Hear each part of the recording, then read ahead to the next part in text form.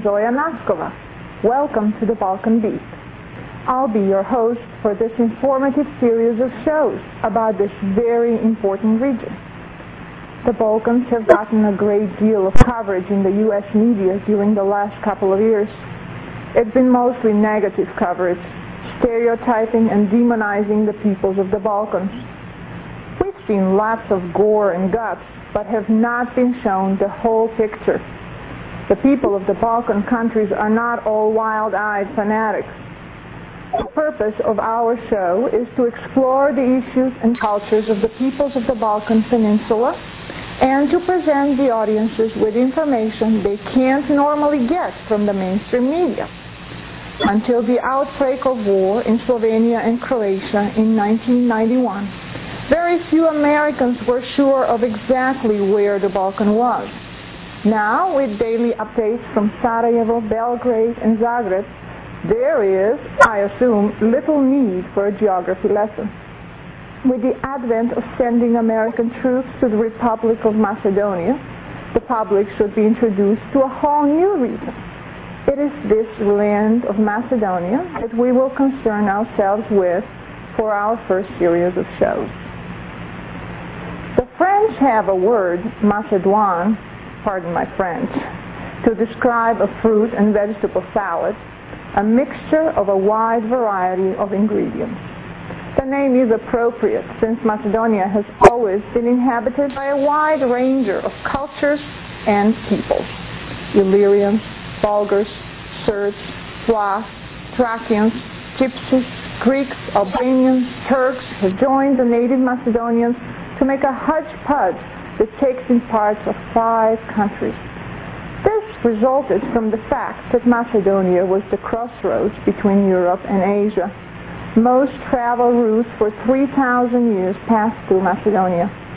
Some of the travelers stayed. Of course, many of the travelers that stayed were conquerors on their way to somewhere else. Macedonia has been under occupation most of its recent history. After 5 centuries under the Ottoman Empire, in 1913, Macedonia was divided among its neighbors, Greece, Bulgaria, and then the Kingdom of Yugoslavia. And it still is divided today. After the Second World War, the Autonomous Republic of Macedonia was established on the territory of Vardar, that is, northern Macedonia, as a member of the Yugoslav Federation. As the dismembering of Yugoslavia had begun in a national referendum on the 8th of September 1991, more than 90% of Macedonians voted for independence. Somehow, the withdrawal of the Yugoslav army from Macedonia was negotiated, and they left Macedonia carrying away everything they could lay their hands on. But armed conflict was avoided. As a matter of fact, Macedonia is the only former Yugoslav state which has not been involved in the wars raging on the territories of the former Yugoslavia. Furthermore, Macedonia's constitution guarantees equal rights to all minorities, including Serbs and Muslims. Nevertheless, the Republic of Macedonia has had its international recognition delayed, apparently by a veto from Greece, a member of the European Community and a powerful United States lobby. The Greek government's position is that the name Macedonia belongs exclusively to the Greeks. This is a rather odd position for them to take for more than a few reasons. First, no country has the right to dictate to another sovereign country what to call itself. Second, Greece had outlawed the Macedonian language, Macedonian names, the teaching of local history, and denied the very existence of the word Macedonia as a part of Greece up until 1988. Then, in 1989, the Greek government reinstated the name Macedonia and decided that Macedonian history is really Greek history after years of trying to distance Greece from anything Macedonian. It is a situation that most of the international diplomatic community consider not only absurd, but profoundly embarrassing. The president of Macedonia, Kiro Gligorov, expresses the Macedonian position in the following insert. I was happy when I could give Mr. Hines, when he was here, 3 volumes of documents in connection to the history and struggle of our people for the last 150 years. I also gave him 3 volumes of English documents from the British archives about the struggle of our people for the last 150 years. How could one have such short memory of the history in those key European centers in which the struggle of the Macedonian people was very well known? This struggle isn't just from yesterday, nor from 1941, nor from 1945. No one has ever managed to create an artificial nation on just a whim.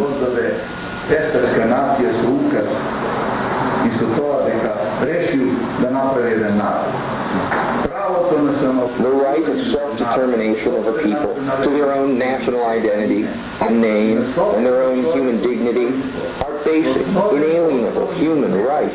Nobody can deny that.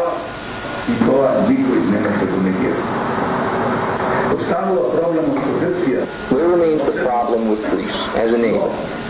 But I must say right away that we are prepared for full cooperation, to sit down like neighbors and to come to an agreement and find solutions for what are, in my opinion, if you leave emotions aside, non-existent problems among us in Greece in regards to good neighborly relations, friendship, etc.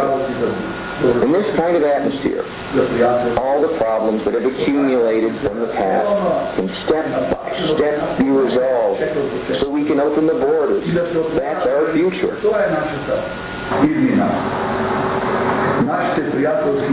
I would like to express to all of you today our friendly feelings.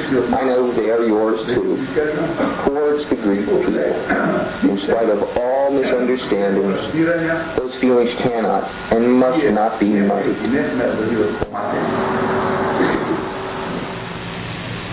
On the 8th of April, 1993, Macedonia was admitted into the United Nations under a temporary name, the former Yugoslav Republic of Macedonia, with pending negotiations on the permanent name of the country.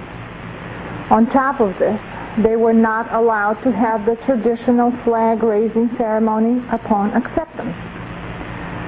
This is an unprecedented case. Nothing like this has ever happened in the history of the United Nations. This kind of attitude by the world community is hardly helping a peaceful young country establish democracy and get its economy out of the doldrums it is in. Here is what a few Macedonian Americans think about the independence and the name of their homeland. Macedonia, there's no question about it. The name is a historical category for the Macedonians. Gotten the name of the territory of the people decided the issue of the name and the intentions of the European community trying to change the name. Our parliament voted in favor of a resolution which clearly states that Macedonia will remain Macedonia regardless of whether it is recognized now or later. So definitely for Macedonia, the Macedonian state. The question of the name is off the table. That's out of the question. What do you think about the ultimatum that EC and the United States and Greece have put upon Macedonia? I really don't have the words to express all my feelings about this issue, because suddenly I hear something that it was unexpected, that somebody today, in this time, could raise such a question, or to ask a nation to change their name. It's something that I could imagine that could happen 300, 400, 500 years ago, but not today. Especially when this name doesn't affect anybody, doesn't take anybody's property. It's just the name of a nation. It is no aggression in this name. It's just a wish of a nation to call themselves like they used to call themselves for ages. And it describes a nation which wants to collaborate with all its neighbors, with the Greeks, with the Bulgars, with the Albanians, with the Serbs.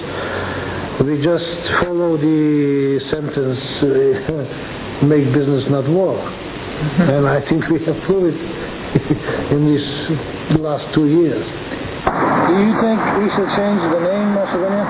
Oh, no way. I got some documents. Since the acceptance into the United Nations, many EC countries have recognized Macedonia under the temporary name, such as Great Britain, Germany, Holland, Austria, Belgium, etc. Russia, Bulgaria, Turkey, Latvia, Croatia, Slovenia, and a few others had recognized the Republic of Macedonia from the outset.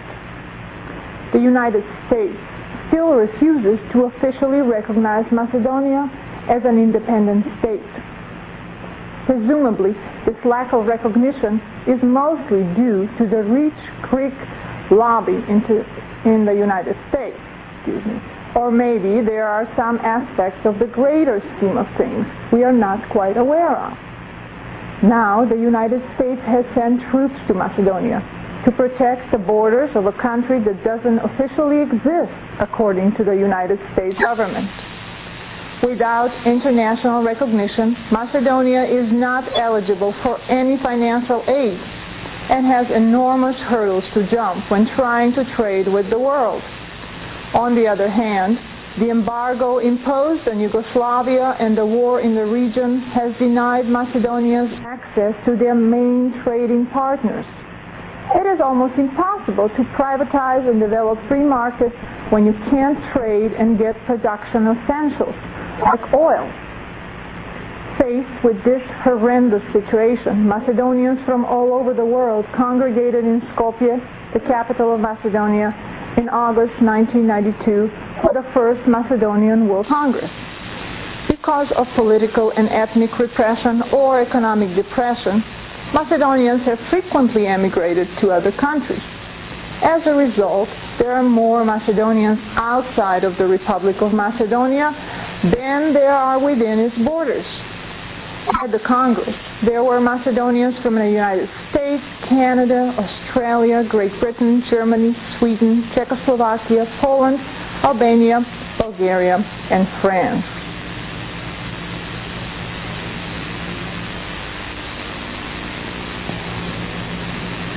Before the conference, all the delegates visited the tomb of the legendary Macedonian revolutionary and fighter for independence, Goce Delchev. His remains lay in a tomb in the church Saint Saviour in Skopje. Flowers were laid beside the tomb of the humble schoolteacher who died a great hero in 1903 when he gave his life for the independence of Macedonia. The four major themes that the Congress wished to address were economic development, communications, the creation of a permanent World Macedonian Congress, and the international recognition of Macedonia. Dr. Cento Veljanovski spoke on the transition of the Macedonian economy from a market socialist one to a free market economy. Dr. Jan Emiljovski spoke on the economic difficulties facing the Republic of Macedonia. He pointed out that the tragic intertwining of political and economic problems exists in Macedonia and manifests itself in the fact that there is to be no monetary assistance until after recognition. Mr. Aco Talevski of the Australian Macedonian Society made a presentation to the Congress on the Australian initiative to fund and set up a communications center in Brussels, Belgium, by September 1992. This has been accomplished, and the Macedonian Information and Liaison Service is presently supplying Macedonian news and information to media sources around the world. The possibility of setting up a branch communications office in London, England, in order to more effectively reach world media organizations that have their bureaus in London, such as Reuters, CNN, etc., was also discussed. After 3 days of spirited discussion, the delegates drafted a resolution in which they committed to assisting Macedonia so that it may receive world recognition and enjoy all the rights of any sovereign and free people, as well as ensuring its future economic stability and prosperity. The delegates also vowed to preserve the Macedonian history, culture, and language for the sake of future generations and bring to the appropriate forms violations of human rights of Macedonians in neighboring countries. In North America, there are about 500,000 Macedonian Americans, mostly concentrated in Canada and the Great Lakes area of the United States. In California, there are about 5,000 Macedonian Americans. The St. Mary's Orthodox Church in Whittier, California, is the only Macedonian Orthodox church on the West Coast. It is where Macedonian Americans from the Los Angeles area gather and continue to nourish their cultural traditions. Aside from religious services, they organize dances and festivals where everyone is invited to dance an oro and share great homemade Macedonian food. The local folk dance group performs in festivals nationwide and won second place at the 1992 Macedonian National Convention.